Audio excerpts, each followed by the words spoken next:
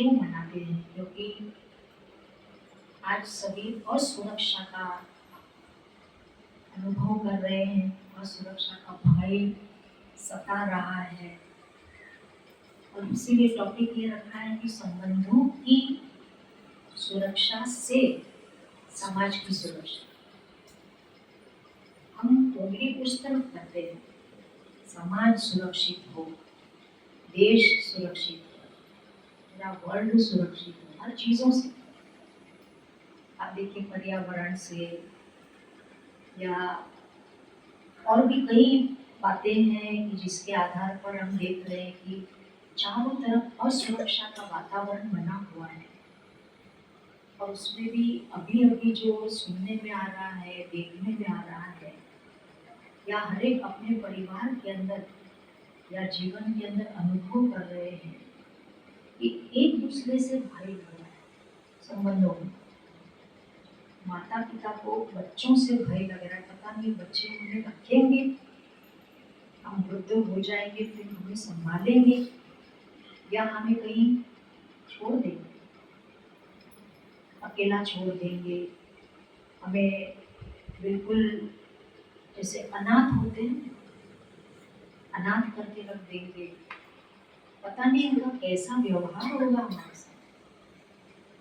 आज एक कन्या की शादी करके जिस घर में जाती है, तो वहां जाने के बाद भी उसको एक सूक्ष्म में भी मन की गहराई के अंदर थोड़ा समय बीतने के बाद जब वो कुछ थोड़ा भी किसी के द्वारा नकारात्मक व्यवहार दिखती है या उसके मन के अंदर कोई डाउट आता है, शक आता है कि ये ऐसा क्यों कर रहा है, ये ऐसे क्यों बोल रहा है या कर रही है या बोल रही है, चाहे सास के लिए, चाहे ननद के लिए, चाहे पति के लिए। मन से हल्का होना भी आपके हाथ में है, मन से भारी होना वो भी आपके हाथ में है। कैसी आप सोच करते हैं, कैसी सोच आप रखते हैं स्वयं के प्रति, दूसरों के प्रति, कैसा आप दृष्टिकोण रखते हैं कि कोई आपस में बात कर रहा है, उनका कुछ आपस में लफड़ा है, साथ में जा रहे हैं लफड़ा है, तुरंत हम ये सोच लेते हैं या फिर मेरे बारे में कुछ बोल रहे होंगे, फालतू चर्चा कर रहे होंगे, कहीं ना कहीं हमारे मन के अंदर तुरंत नेगेटिव आ जाता है।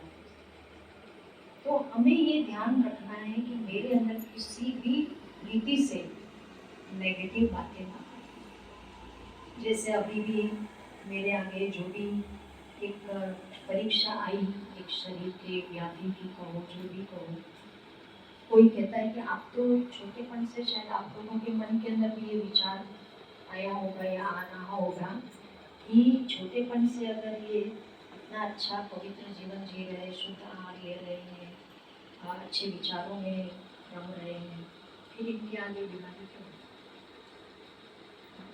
लेकिन ये हमारे इस जन्म का नहीं, पूर्व जन्मों के भी कर्मों का हिसाब।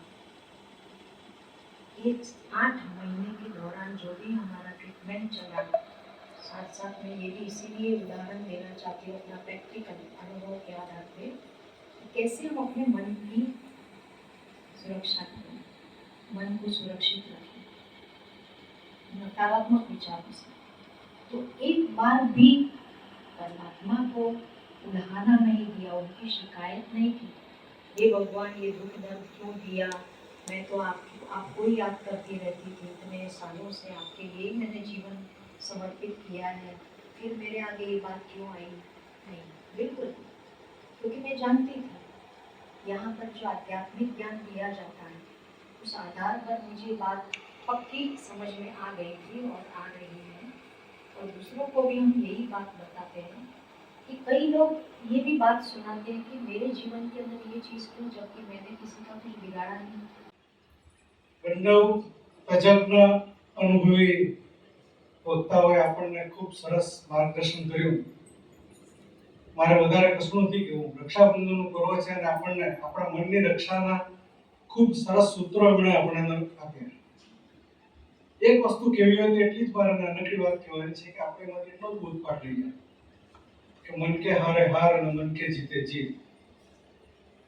આજના દિવસની આ ફલશ્રુતિ હું જો શીખ્યો હું આ શીખ્યો છું અને આખું વર્ષ આપણે યાદ રાખશું, આ સંકલ્પ પણ રાખશું મનમાં, અને એ સંકલ્પને શુભ કરીએ. શુભ કરવા માટે આપણે જે કંઈ મેડિટેશનની જે વાત કરી છે, મેડિટેશન તરફ પણ આપણે આગળ વધીએ. હું પણ રશ્મિબેને કીધું પછી મેં ચાલુ કર્યું હતું અને કરું છું. લાંબો સમય નહીં, પણ થોડો સમય, જેટલો અનુકૂળતા થાય, અને એના પોઝિટિવ પરિણામો મળે જ છે. અને એ પરિણામો આપણા અંગત જીવનમાં જ નહીં, વ્યાવસાયિક જીવનમાં અને સામાજિક જીવનમાં પણ એટલા જ ઉપયોગી થતા હોય છે. એટલે આ એક સુંદર પ્રયાસ વાપીમાં પણ ચાલી રહ્યો છે. આપણે એનો સૌએ લાભ લેવો જોઈએ.